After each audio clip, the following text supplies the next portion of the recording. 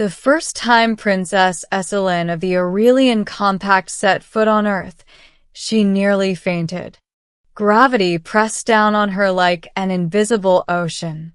Her people evolved on a world of gentle pull and floating crystal plains, where movement was elegant and slow. Earth was different. Earth was heavy. Every step demanded effort, and the air itself felt thick, alive, almost challenging her to keep breathing. The diplomatic chamber in Nairobi Station had been chosen for its neutrality, but nothing felt neutral to Esselin. The planet beneath the station was classified across the galaxy as a death world, a place where nature itself competed to destroy anything that lived. Earth's predators, diseases, and brutal climate made most species avoid it entirely. Yet here she was, surrounded by humans. Esselin stood taller than most of them, her translucent silver skin shimmering beneath the station lights, her luminous eyes scanning the room.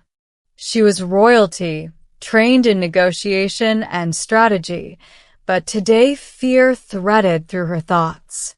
The Aurelian throne was under threat, and she had nowhere else to turn. That was when she saw him. He wasn't dressed like the diplomats or military officials. No polished uniform, no ceremonial sash. Just a plain jacket, reinforced boots, and a posture so relaxed it seemed disrespectful. He leaned against a bulkhead, arms crossed, dark eyes calm, almost bored. His name, according to the briefing, was Eli Mercer, a human security contractor, former deep space engineer, born and raised on Earth. Esselin approached him, her escort drones hovering anxiously behind her. "Human," she said, her voice musical but tight with urgency. "May I speak with you?" Eli straightened, meeting her gaze without hesitation. "Sure. What's going on?" She hesitated. Royal protocol demanded distance, formality, but desperation overruled tradition. "My enemies pursue me," she said. "The Car Dominion has placed a bounty on my life.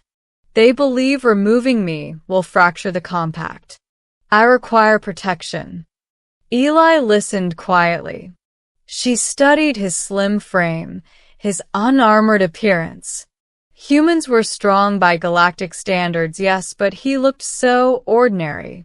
"Can you defend me?" she asked. Eli smiled faintly.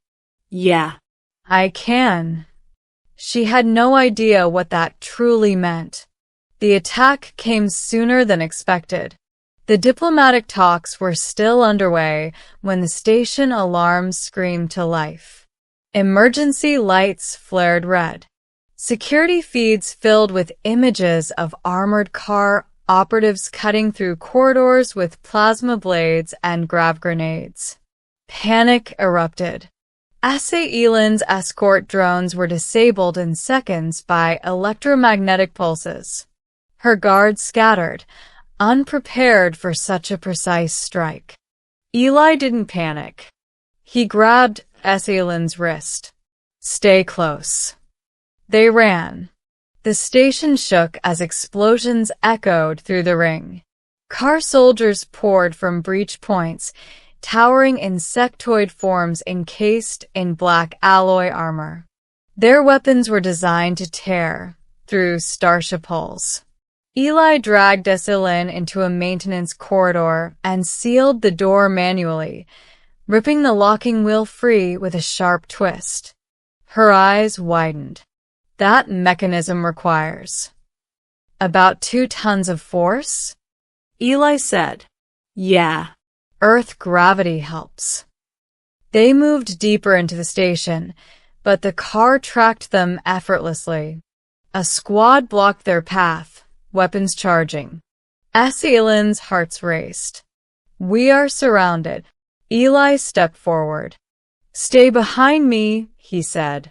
A car commander hissed, its mandibles flaring. Human. Surrender the Aurelian princess. Eli cracked his knuckles. Hard pass. The car opened fire. Eli moved. To Esselin, it was impossible.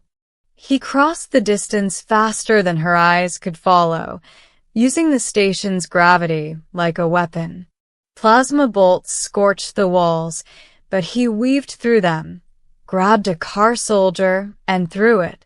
The armored body smashed into another, both collapsing in a tangle of broken limbs and sparking weapons.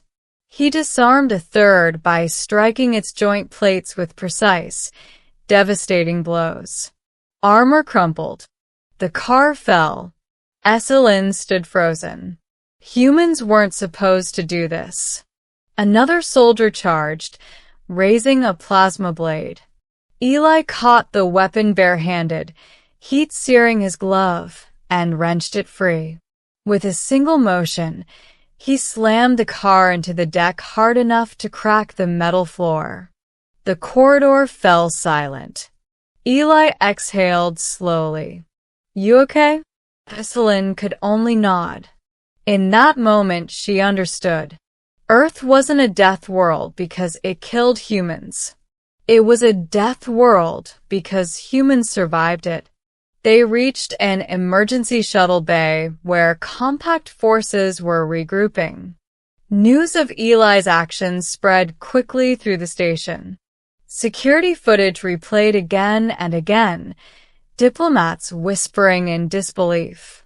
Esselin turned to him, her voice unsteady.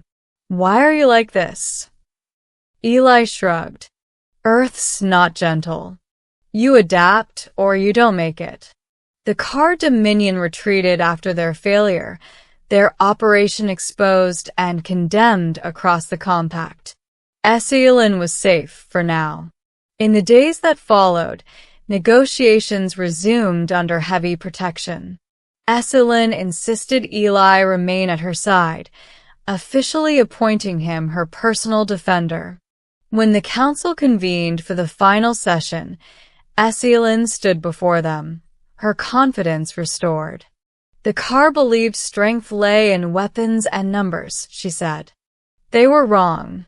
Strength lies in resilience, in adaptation, in worlds that forge their people through challenge." She gestured toward Eli. "I present proof." The chamber erupted in murmurs. Earth was reclassified that day.